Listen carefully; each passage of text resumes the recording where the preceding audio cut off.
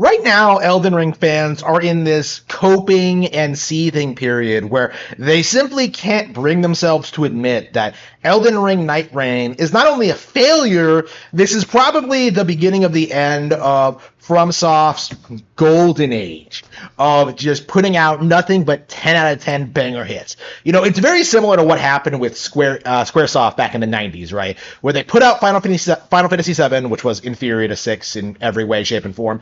They put out Final Fantasy VII on an inferior video game platform, the PlayStation, and for a long time, it was kind of the golden standard as to why PlayStation was superior to Nintendo. Like, oh, Final Fantasy VII, it's the greatest game ever made. And even as the series continued to get worse and decline, you saw people clinging onto the brand, even as late as the release of Final Fantasy 15.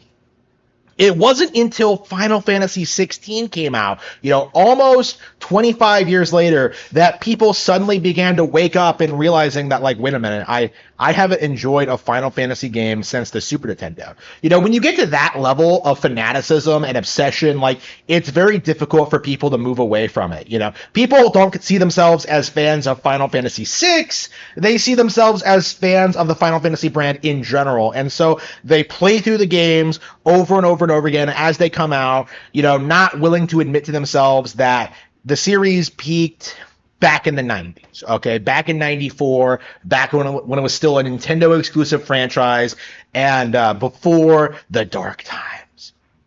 All right, we've seen this play out before, right? Elden Ring is kind of a similar situation to that. You know, it's very similar to what we saw with CD Projekt Red, where they were put on this pedestal. People worshiped them as the greatest devs in the gaming industry, and then they immediately blew it with Cyberpunk 2077. You know, Cyberpunk 2077 had all these glitches, all these problems. It was completely unplayable on most of its releases, on most of its console releases, and just really terrible on the others. You know, Cyberpunk 2077 had all these issues, and people have spent the past 5 years trying to gaslight you into thinking that, like, the game is good now, they fixed it, at its core it's a great game, when it simply isn't true, you know? Like, that's a really good example as to, like, how far people will go to protect the big corporate anti-Nintendo like entities. You know, there are just dozens of examples of this over the years, but like Elden Ring is just I think probably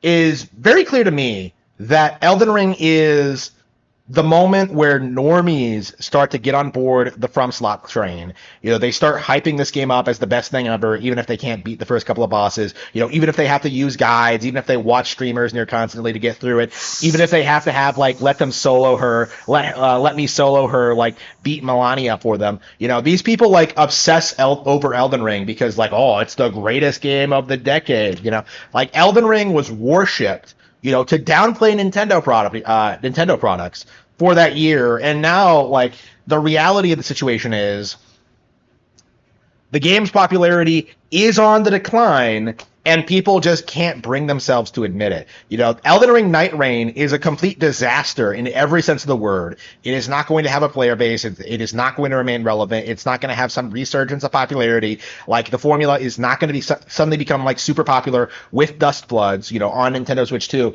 You know, more and more people are, like, you know, have to cope and seethe about the supposed success of games like Nightreign, of games like Armored Core 6, of games like Sekiro, of Bloodborne, you know, like anything that isn't a mainline, like a Dark Souls game, just gets completely rejected by the community at large. You know, the only reason that Elden Ring did as well as it did was because it was essentially Dark Souls 4, you know, after not getting one for several years. You know, Sekiro was way different, not as popular. Bloodborne was way different, not as popular, right? Like, FromSoft cannot, they are completely incapable of getting outside of their little bubble and appealing to normies, like genuinely appealing to them, you know, actually making something that they want to play.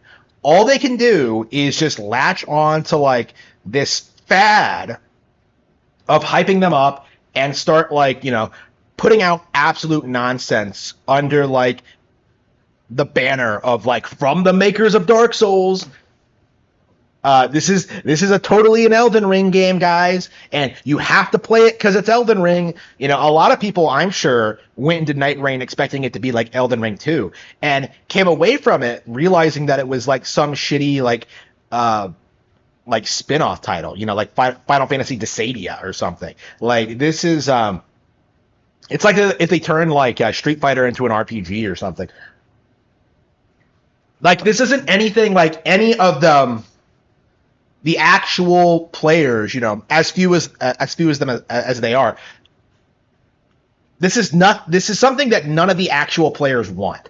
Okay, people don't actually enjoy Nightreign. They don't enjoy the gameplay loop. They don't enjoy the structure. You know, people are only hyping it up right now because it's Elden Ring and it's Fromsoft, and we can't critique it because that would make us look like filthy casuals. You know, we can't align ourselves with Harmon Smith because he's a Nintendo fanboy. You know, we can't think critically about something. We can't critique our product because that would be kneeling to Harmon Smith. That would be acknowledging that Harmon Smith was right all along, and we just can't have that. You know, if we don't have Elden Ring, if we don't have this illusion of success, like we don't have anything.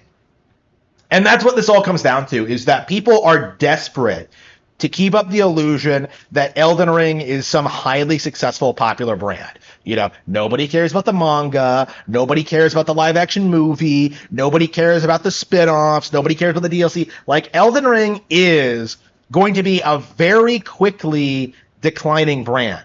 It is not something that will survive past the initial hype period. And we've been seeing signs of that since even before the DLC came out. But like now that we have like another full release, you know, and seeing like what FromSoft's intentions are going forward with the brand, we can see that like they are moving past their old fan base and trying to capture the Fortnite audience. You know, they are trying to bring in more people, and by appealing to the masses, they are going to lose their most hardcore fans eventually. You know, FromSoft games are like unappealing to normies by their nature, right? So trying to like deviate from that eventually is going to steer people away. And Nightreign, to me, is very clearly the beginning of that. This is going to be a really exciting, amazing thing to see Elden Ring continue to decline and fail. And I will be here pointing and laughing at it until this IP fades into irrelevancy, just like all of yesteryear's Game of the Year contenders.